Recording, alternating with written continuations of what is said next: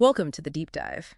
Today we're tackling a massive challenge, really, with huge implications for all of us in California. How do we actually power our future? The state's made this bold commitment, SB 100, 100% zero carbon electricity by 2045. It's a huge goal. Yeah, But the real question, the one we're digging into, is how do we build the grid to actually do that? exactly. And keep the lights on reliably, affordably, especially with all the new demand, EVs, heat pumps, and these massive data centers. Right. So we've spent time in this detailed report looking at exactly that, what it takes to upgrade California's power system. And our mission here, for you listening, is to pull out the really essential insights. We're covering a lot. Yeah, everything from the grid's backbone, the transmission lines, to energy storage, generation like nuclear, and that big transition away from natural gas. We've got a stack of sources, articles, research, our notes, and we're synthesizing it all, trying to give you a clear, engaging picture of the key pieces. We know you're probably looking to get up to speed quickly, see different angles, have those moments without getting totally swamped. So let's dive right in. Okay, let's start with where things stand now. California's grid is, well, it's at a critical point. Definitely. You've got aging infrastructure in some spots. Right. Plus the constant challenge of adding more and more renewables. And then there's climate change, the extreme heat, the wildfires. It puts a lot of pressure on the system. It really does. And we can't forget the starting point. In 2023, natural gas was still, what, over 36% of our electricity? Yeah, 36.56%. Huge. Around 39,000 megawatts of capacity back then. That's a lot to replace with clean sources if we're serious about decarbonizing. It is, but, the progress on the clean side is also really something. Since 2021, over 20,000 megawatts of new clean energy added. And the battery storage growth. Wow. Phenomenal, isn't it? From maybe 700 megawatts in early 2020 to over 13,000 now. It's a game changer. Totally. You see CAISO running on 100% clean energy for, 219 days in 2024. Yeah, and battery discharges hitting over 8,000 megawatts. That tells you something. It really does. Key takeaway right there. Batteries aren't niche anymore. They're becoming core to managing all that renewable energy. Okay, that's encouraging. But the risks haven't gone away. Extreme heat still strains the grid. And wildfires are a constant threat to lines. Which is why things like the Strategic Reliability Reserve, that 4,000 megawatt backup, and keeping Diablo Canyon online are still so important right now. Exactly. Which brings us to why this modernization is so urgent. First, obviously, is SB 100. Right, the law. 100% zero carbon by 2045. With those key steps along the way, 90% by 2035, 95% by 2040. This isn't just tinkering, it's a total system overhaul. And then there's all the new demand for electricity. We know about EVs and heat pumps, but the report really flags the data center growth. Yeah, especially with AI, it's kind of sneaking up on projections. CAISO's latest plan shows peak demand growth ticking up, and the Bay Area load growth accelerating pretty fast. From 1.22% to 2.14% annually. That's a big jump we need to plan for, like yesterday. Okay, so who's managing all this? Let's talk about the key players. CAISO, CPUC, CEC. Right. Think of CAISO as the grid's air traffic controller. They manage the bulk power flow, run the wholesale market, and do the big transmission planning. With their annual TPP and that 20-year outlook. Exactly. The latest TPP is looking at about $4.8 billion in projects over the next 10, 15 years. But that 20-year outlook. That's where the numbers get really big. Yeah, like $45 billion up to maybe $63 billion by 2045. That reflects the massive build-out needed offshore wind, tons of solar storage, plus retiring gas plants. Okay, so CAISO handles the grid operations and big lines. What about the CPUC? The California Public Utilities Commission. They regulate the utilities, PG&E, SCE, SDG&E. They oversee how utilities get resources. That's the IRP process. Integrated Resource Plan. Right. And they set grid modernization rules, and crucially, they oversee rates. Their plan aims for over 60 gigawatts of new clean stuff by 2035. And a big drop in natural gas use. A huge drop. 71% decline by 2035 compared to 2026 levels. That's the goal in their base case. And the third one, the CEC. California Energy Commission. They're more about the big picture policy, and planning the IEPR report comes from them. Integrated Energy Policy Report. Yeah. They also certify bigger power plants, set efficiency standards, support renewables, EVs, kind of like setting the overall roadmap. It sounds like they really need to work together closely. Absolutely critical. They're deeply interdependent.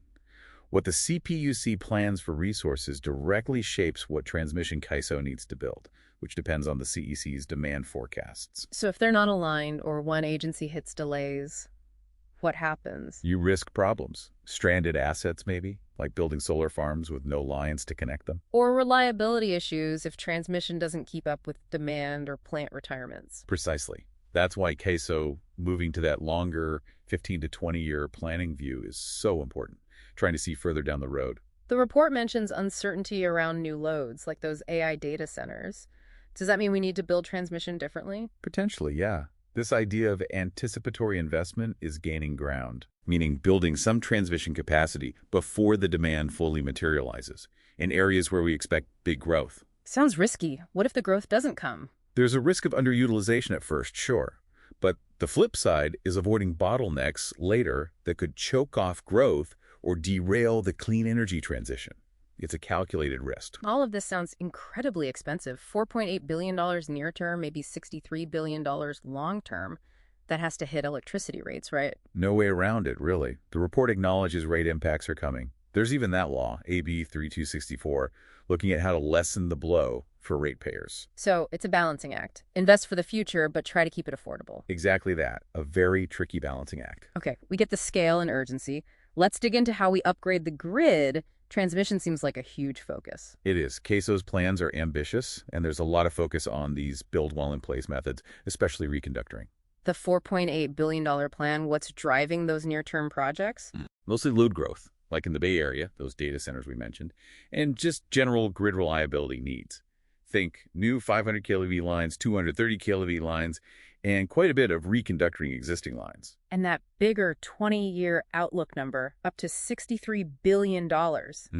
What drives that massive jump? It's the sheer scale of the clean energy build-out needed for SB 100, doubling offshore wind targets, huge amounts of solar and storage. Right, stuff that's often far from where the power is needed. Exactly. Connecting all that, plus retiring 15 gigawatts of gas.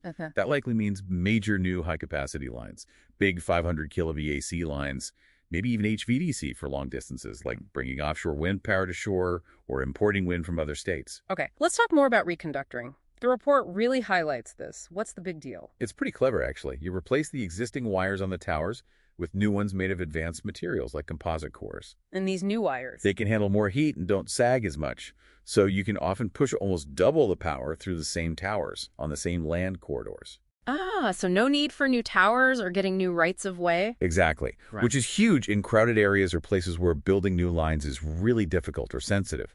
It's about making existing infrastructure work harder, more efficiently. Sounds efficient. Is it cheaper than building brand new lines? Often, yes. Significantly cheaper, maybe less than half the cost for the same capacity boost. Even though the advanced wires themselves cost more? Yeah, because you save so much on avoiding land acquisition, permitting battles, major construction. The potential savings nationwide are projected in the hundreds of billions by 2050. We've seen it work in Texas, Europe. How do they do this work without shutting everything down? Working on high-voltage lines sounds intense. It is. It involves highly specialized crews doing live line work. They use special tools and follow strict safety rules to work on energized lines. Keeping the power flowing. Mostly. CAISO helps manage any necessary short outages. Safety is obviously paramount. There were concerns raised around AB 3246 about risks on constrained paths, but projects like one in Texas showed it can be done safely and even ahead of schedule. And California seems to be embracing this. You mentioned SB 1006. Right. That law requires utilities to study using these advanced conductors. And CAISO's latest plan includes 5 specific reconductoring projects. It's clearly part of the strategy. The report also mentions GET-T's grid-enhancing technologies. What falls under that umbrella? Things like dynamic line rating, or DLR, power flow controllers, PFCs, and smart software for optimizing the grid layout. Okay, break those down quickly. DLR uses real-time conditions, like weather, to safely push more power through existing lines when conditions allow. PFCs are like traffic cops, rerouting power away from congested lines. Topology optimization software finds the most efficient way to configure the grid connections. And California's pushing for these too. Seems like it. AB 2779 wants CAISO to report on how GET-Ts are being used and the savings they generate. DLR especially looks like a cheap win, sometimes maybe $50K a mile versus millions for new lines, or even reconductoring sometimes. So it sounds like reconductoring and GITs are about getting more out of what we already have, kind of near-term wins. Exactly. Maximizing efficiency now. While the big, brand-new transmission lines are planned for the longer term, connecting all that future clean energy. That's a good way to put it. Reconductoring and GITs for near-term gains, new lines for the massive integration task ahead, which just takes longer, 10, 15 years sometimes. The report has a table showing some major projects. It really gives you a sense of the scale, particularly around the Bay Area and connecting potential offshore wind. Yeah, building this modern grid is a huge, complex job, no doubt about it. Okay, let's shift from the lines to the substations. Maybe less visible, but totally essential, right? Absolutely critical. They're the hubs where voltage gets changed up or down, directing the electricity flow. And they need major upgrades too. Why? What are the pressures on substations now? Increased loads, obviously, but also things like two-way power flow from rooftop solar and other distributed resources, plus just plain aging equipment in some cases, and higher fault currents. Fault currents. Yeah, basically the amount of electrical stress a substation has to handle if something goes wrong, like a short circuit. As the grid gets more complex and interconnected, those potential stresses increase. Upgrading for short circuit duty, or SCD, is like reinforcing a building's foundation. So what specific substation needs does the CAISO plan highlight? Several projects focus on reliability and managing that short circuit duty. Places like the Serrano substation need upgrade for both 500 kV and 230 kV systems. Alamitos needs SCD upgrades too. Others like Murata, San Mateo, Metcalf need new transformers for more capacity. It shows a shift to being more proactive. And just like with lines, there are build-while-in-place methods for substations. Sounds even trickier. It definitely is more complex. One way is energized component replacement, swapping out things like circuit breakers while most of the substation stays live. How do they manage that safely? Meticulous planning is key. Redundant systems, temporary rerouting of power, highly specialized crews, intense safety protocols. It's very involved. The report mentions a refinery substation replacement program as an analogy. Yeah, that was interesting. They took a very systematic, proactive approach over 10 years, assessed equipment, prioritized replacements to avoid costly refinery shutdowns, used detailed procedures, multidisciplinary teams, all to keep things running while upgrading. It really highlights the value of minimizing downtime. What about things like modular substations or temporary bypass lines? Those help too. Modular substations use prefab units built and tested off-site. Speeds up on-site assembly, less disruption. And bypass lines, shoe-fly lines. Right, temporary lines built around the work area to keep power flowing to customers while the main substation section is upgraded. We saw examples like the Jefferson-Stanford project using temporary overhead bypasses. So the main goal of all these build-while-in-place substation methods is avoiding big outages. That's the primary benefit, yes. Even if the techniques cost more per piece of equipment replaced, avoiding widespread, costly outages often makes it worthwhile overall. The refinery case also mentioned planning for things like connecting new gear to older systems. Yeah, ensuring compatibility and meeting current codes when you tie into existing infrastructure. It all comes back to incredibly detailed planning and execution. Are the big California utilities, PG&E, SCE, SDG&E, all doing this similarly? There are variations, but the trend is definitely towards more proactive, risk-based management. SCE reports detailed substation spending and has big inspection programs. SDG&E uses advanced tech and has its transmission project review. PG&E has new rules for connecting large customers. Everyone's getting more strategic. And checking what loads are connected before starting work seems crucial. Oh, absolutely vital. You need to know exactly what's drawing power, including all the distributed stuff like solar, before you start messing with the substation. The report even suggests maybe standardizing some of these build-while-in-place methods across utilities could bring efficiencies. Interesting. Yeah, sharing best practices could save time and money. The table comparing these methods makes it clear there's no one-size-fits-all solution. Right. It's a toolbox, and Yeah. you pick the right tool for the specific substation job. Okay, we've covered getting power delivered. Now let's talk about generating it, especially when the sun isn't shining or wind isn't blowing. Reimagining peaker power.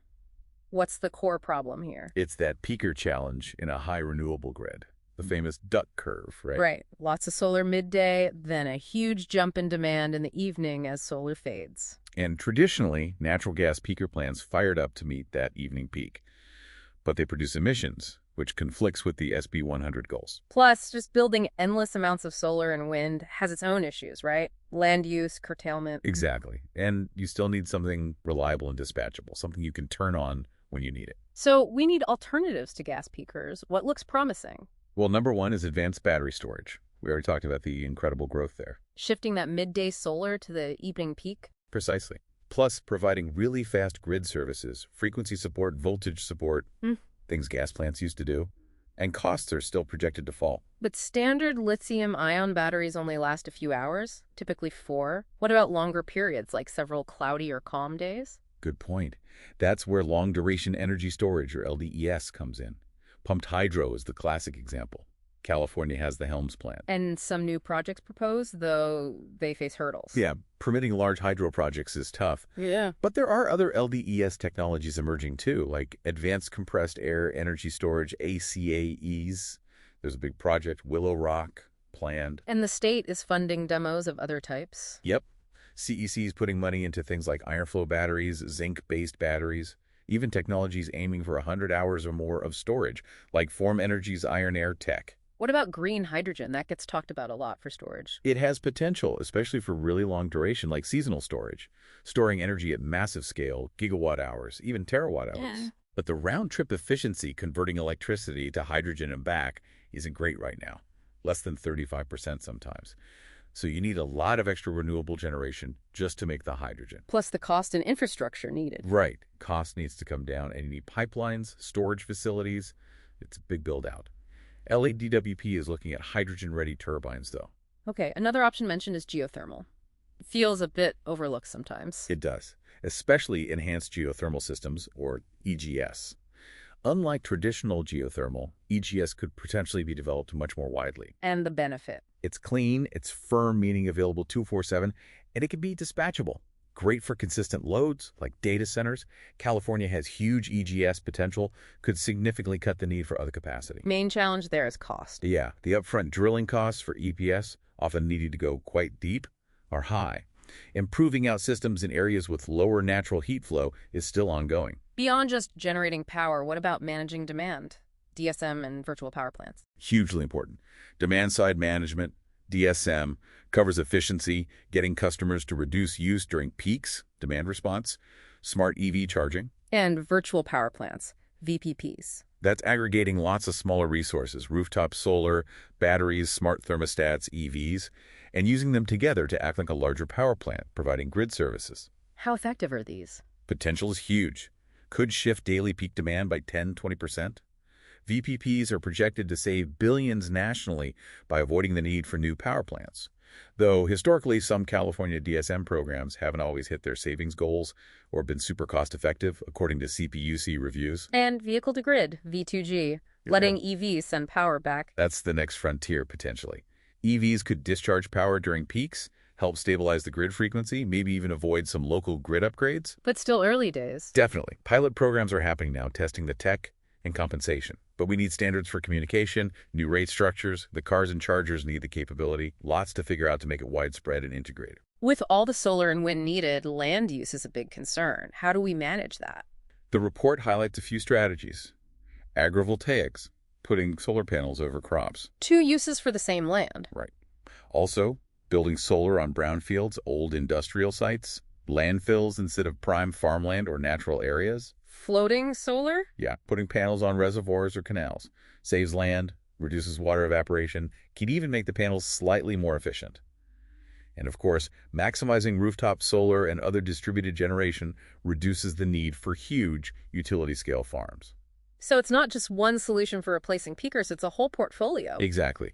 You need short-duration batteries for the daily peaks, diverse long-duration storage for longer gaps, dispatchable renewables like geothermal, and really stepping up demand-side flexibility with DSM and VPPs. That demand side feels underutilized still. It really does. Lots of potential there if we can overcome the hurdles. It's about finding energy-dense options and being smart about land. The comparison table in the report is useful here, laying out the pros and cons of each alternative. Helps see the trade-offs. Yeah, no silver bullet. It'll be a mix, and that mix will likely change as tech evolves. Okay, let's shift to a really debated topic. The future of baseload power, the role of nuclear, and phasing out natural gas. Let's revisit gas first. Its current role is still significant. Very significant. Over a third of generation in 2023, as we said. And critically important for flexibility ramping up and down quickly, providing grid stability services. So getting rid of it completely is tricky. Extremely tricky. Ensuring reliability, especially during heat waves or other stress events, is paramount. Finding clean replacements that can provide that same capacity and flexibility is a huge challenge and costly. We've even seen some gas plants get extensions recently. Yeah, some coastal plants got extensions through 2026, one to 2029, just to maintain reliability while the transition happens. It shows how vital they still are today. But the long-term plan is still a major phase-out. Definitely. CPUC's IRP targets that 71% reduction by 2035. CAISO's long-term outlook assumes 15 GW of gas retires by 2045. Big players like LADWP are aiming for a full gas exit by 2035. The direction is clear, even if the path is complex. Okay, now, nuclear. California has had a moratorium on new nuclear plants for decades. What are the specific legal roadblocks? It boils down to two things in state law from 1976. One, a federally approved technology for reprocessing used nuclear fuel needs to exist. Two, a federally demonstrated and approved method for permanent high-level waste disposal needs to exist. And neither condition has been met federally. Correct. So the state law effectively bans new fission plants. Diablo Canyon was already operating or under construction, so it was grandfathered in. But there's been talk lately, legislative pushes, especially around small modular reactors, SMRs. What's happening there? Some movement, yes. Oh. AB 305 is a current bill that proposes allowing new SMRs, creating a state plan for nuclear, maybe even exempting future Diablo units from the ban, though it faced neutrality from the local county. And there was another bill proposing a study. Yeah, AB 2092 from last session suggested a CPUC CAISO study on SMR feasibility, looking at reliability, cost, workforce decarbonization benefits, due in 2027 if it had passed. The SU-100 report back in 2021 did model a generic firm clean resource, which could be nuclear, and found 20 GW could cut system costs and reduce the need for solar and batteries quite a bit. But other state studies haven't really focused on new nuclear feasibility directly.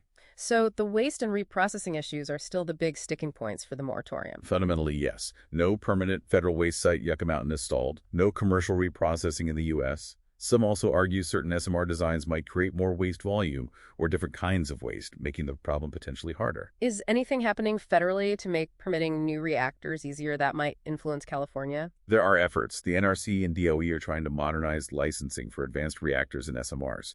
Things like streamlining environmental reviews, maybe limiting certain review committee roles. The ADVANCE Act aims for a more efficient NRC. So, yes, federal movement could eventually impact the state debate. What about public opinion? Is it shifting? Nationally, yes.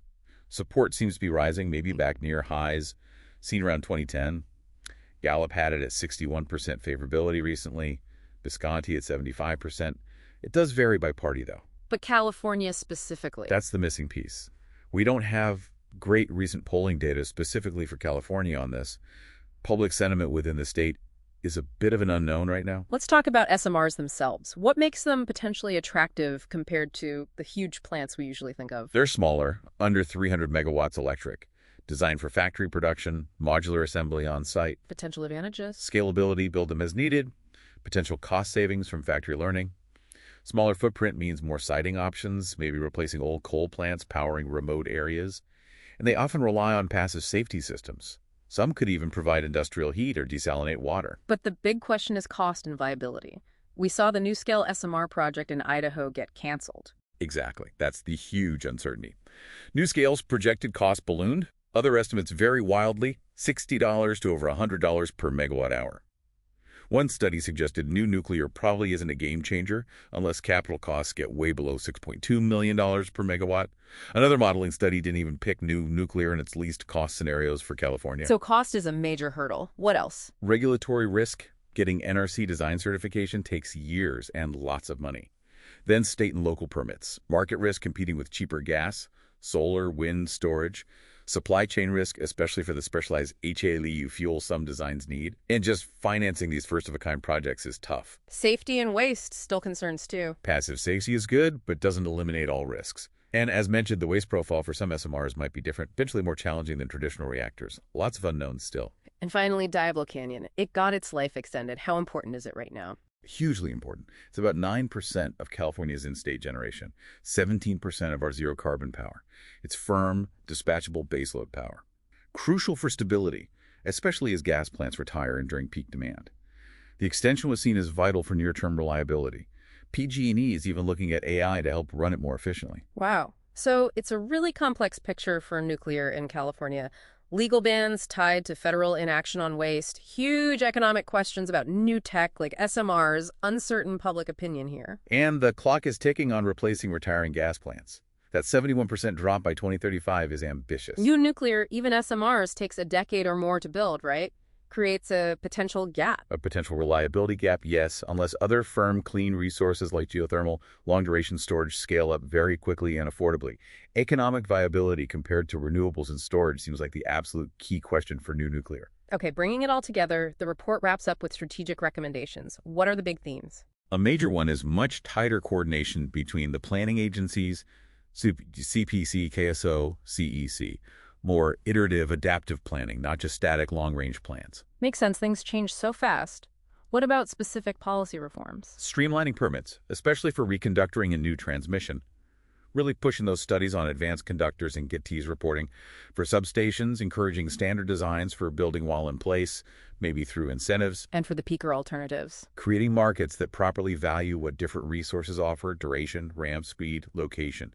And removing barriers so VPPs and demand response can really participate fully. What about nuclear? The recommendation is cautious, evidence-based. Start with a rigorous SMR feasibility study. Then consider targeted changes to the moratorium based on findings about viability, safety, cost, and federal progress on waste. And California should actively push for federal solutions on waste and streamlined regulation. And the gas transition? Needs a clear, detailed, updated retirement schedule tied directly to when replacement clean resources are actually coming online. Close coordination is vital there. Investment priorities. Where should the money go first? Near-term focus on the quick wins, reconductoring, GETs. Long-term commitment needed for the big new transmission lines for offshore wind, etc. Explore innovative financing, like federal IRA funds, for a first-of-a-kind clean firm tech like LDES, maybe SMRs if they prove viable. And ensuring utility spending is efficient and protects ratepayers. Absolutely. Cost recovery should incentivize smart upgrades like build while in place. And workforce development, assessing supply chain risks for critical parts, advanced conductors, transformers, batteries, nuclear fuel, that's crucial too. Plus, equity needs to be baked in from the start, making sure benefits reach disadvantaged communities and costs aren't disproportionately high for some.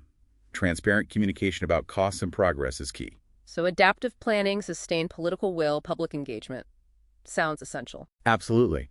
And maybe a focused R&D push for the really novel, high-risk but high-reward tech, partnering with labs and industry to de-risk things before betting the farm statewide.